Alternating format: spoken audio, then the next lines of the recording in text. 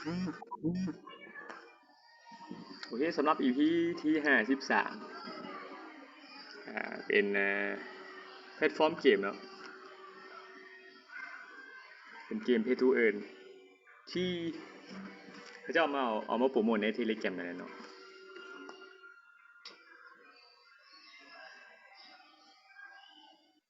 โอเค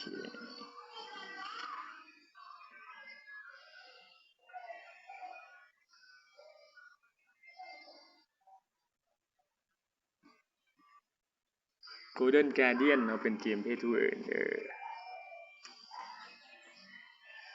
ก็คือเล่นได้รางวัลเล่นได้รับเงินประมาณนั้นนี่ก็เป็นวิธีหนึ่งในโลกของบล็อกเชนที่ว่าสร้างรายได้ได้นะจากการขายไอเทมขายตัวละครหรือขายเหรียญเนาะเหรียญที่ผูกกับไอเทมนั่นแหละเนาะมันก็ง่ายดีในการเคลมเหรียญนะก็เป็นการเล่นเกมแล้วกันในช่วงระยะเวลาที่เขาจะเปิดตัวแบบสีแล้วเนาะก็เป็นวิธีหนึ่งที่เขาสามารถหาเงินได้จากโครงการพวกนี้เลยเนาะ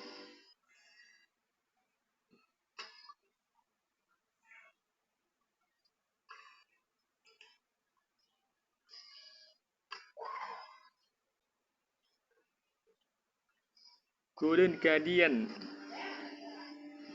สายโซ่เป็นIMX ปัจจุบันนี้ของ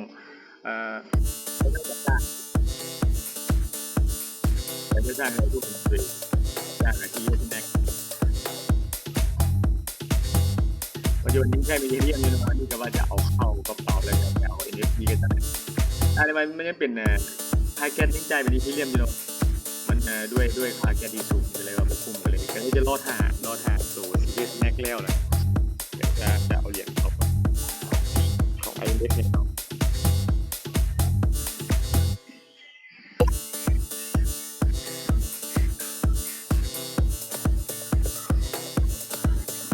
โค้ดจากคอมมูนิตี้เนาะในแต่ละมือเวลาเราเช็คแต่ละมือเขาจะให้ช่วงที่ว่ามีคริสต์มาสเท่านั้นนะเนาะโค้ดชุดนี้เนาะที่ 7K 2MC เนี่ยเนาะเอามาใส่บอลช็อป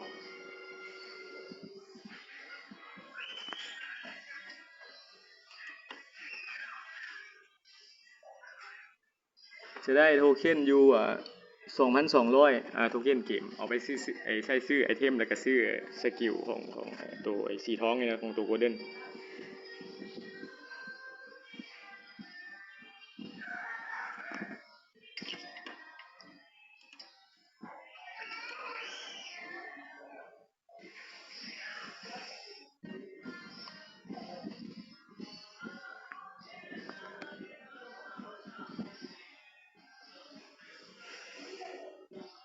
เดี๋ยวเขาจะมาเบิ่งวิธีเล่นแล้วก็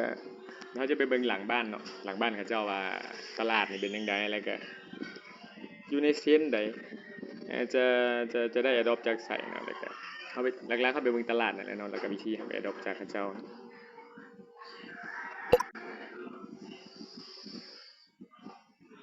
เขามาที่ช็อปเนาะเขาก็ใส่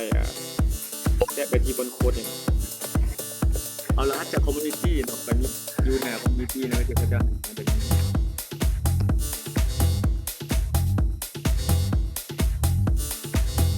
ที่ 7K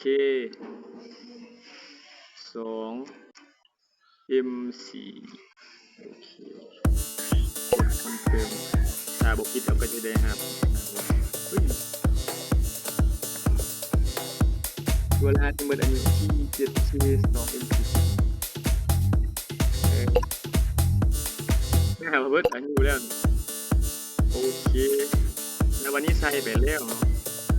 เขาจะมาซื้อไอเทมพวกนี้เลยเนาะเป็นตัวไอเย็นฟูเนี่ยพวกเกมเขาเจ้าหน้าว่าเป็นตัวหุ้นตัวจี้นี่เนาะที่ว่าใช้ในระบบเวียดเกมชุดนี้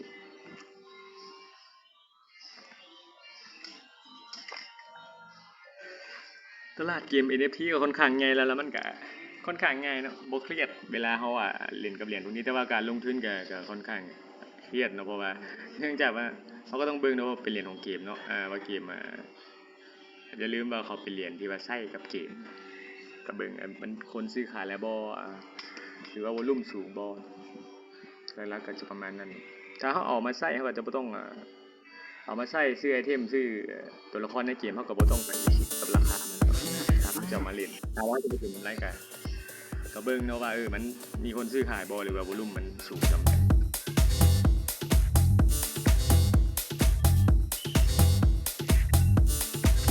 คิดได้มาลองเล่นเกมเนาะ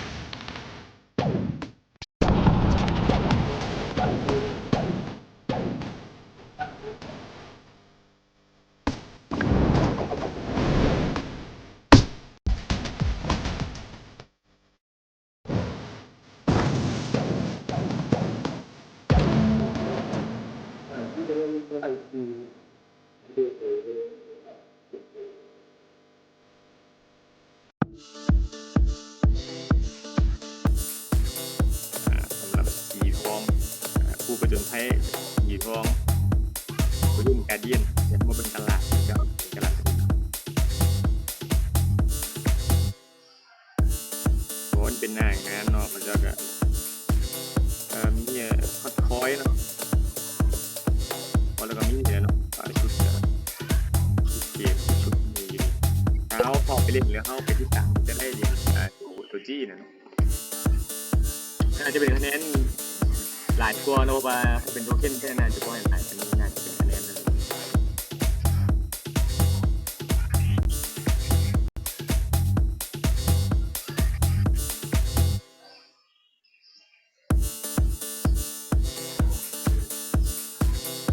โอ้เป็นคะแนนเนาะเป็นคะแนนขอย้ำว่าเป็นคะแนนแน่นอนเพราะว่าโทเค็นก็เจ้านี่ลักษณะเป็นตัวจริงเนี่ยเนาะสำหรับเรียนน่าจะเป็นคะแนนเนาะถ้าเป็นโทเค็นเยอะๆน่าจะไม่หลายกันหลายปานนั้นกันโอ้ไม่สิบ่แม่นแล้วเนาะ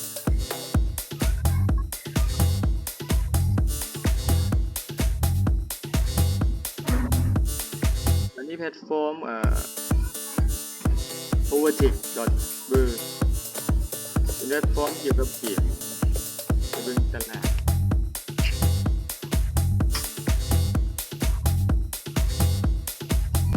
แบบมันเป็นง่ายนะสำหรับเรียนของเกมเนาะตั้งแต่บ่เครียดบ่ซีเรียสเลยถ้าเขาเล่น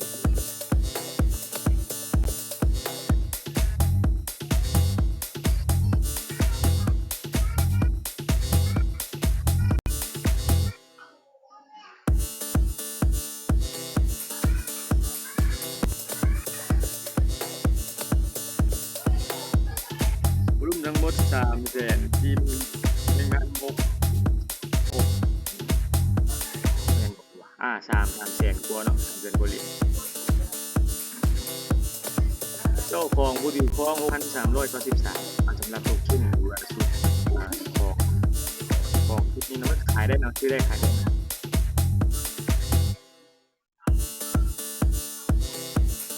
ซื้อขายจะใช้เป็นUSDC ในเงินซื้อขายไอเทมมีอยู่ที่89.99 US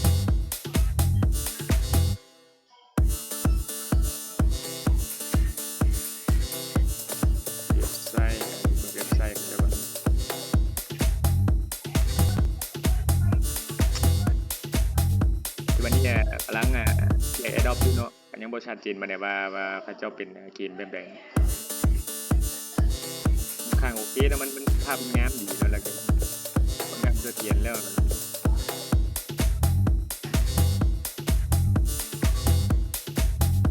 ผู้นี้ยังมีหลายอย่างที่ว่าเป็นเกี่ยวกับผู้เล่นเกี่ยวกับเกมแล้วก็